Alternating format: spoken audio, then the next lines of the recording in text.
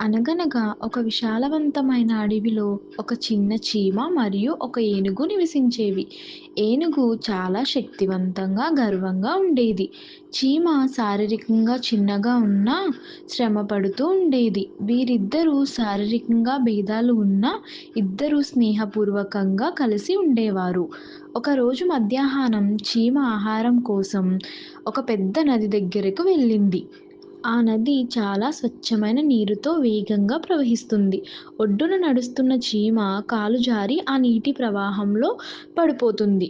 వెంటనే ఒక ఆకును పట్టుకుని ఒడ్డుకు రావడానికి ప్రయత్నిస్తుంది. అప్పుడు ఆ నది దగ్గరికి నీరు త్రాగడానికి ఏనుగు వచ్చింది. చీమ ఇబ్బంది పడడం చూసి వెంటనే తన పొడవైన తొండంతో చీమను నీటిలోంచి పైకి తీసి ఒడ్డు మీద సురక్షితంగా పెడుతుంది. అప్పుడు చీమ ఏనుగుతో "నా ప్రాణాలు కాపాడారు గజేంద్ర, నేను మీకు రుణపడి ఉంటాను" అని చెప్పింది.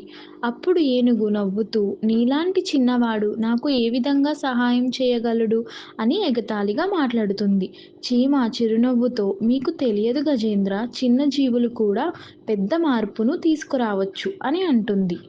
కొన్ని రోజుల తరువాత ఏనుగు అడవిలో నడుస్తూ ఉండగా అనుకోకుండా వేటగాడి వలలో చిక్కుకుంటుంది.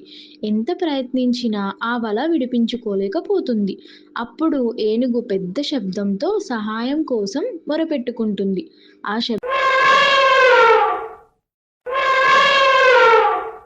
శబ్దాలు విన్న చీమ తన గుంపుతో అక్కడికి చేరింది. ఆ గుంపులు తన తాడును కొరుకుతూ ఏనుగును విడిపిస్తాయి. "నీ మాట నిజమైంది చిన్న మిత్రమా, చిన్నవారికి కూడా పెద్ద మార్పు తీసుకురాగల శక్తి ఉంటుంది అని నిరూపించావు. నన్ను రక్షించినందుకు ధన్యవాదాలు" అని ఏనుగు కృతజ్ఞతతో చీమకు చెప్పింది. ఆ రోజు నుండి చీమ, ఏనుగు మంచి మిత్రుల్లా మారాయి. ఆ అడవికి ఒకటే అర్థమైంది: శక్తి లేదా పరిమాణం మన విలువను నిర్ణయించవు.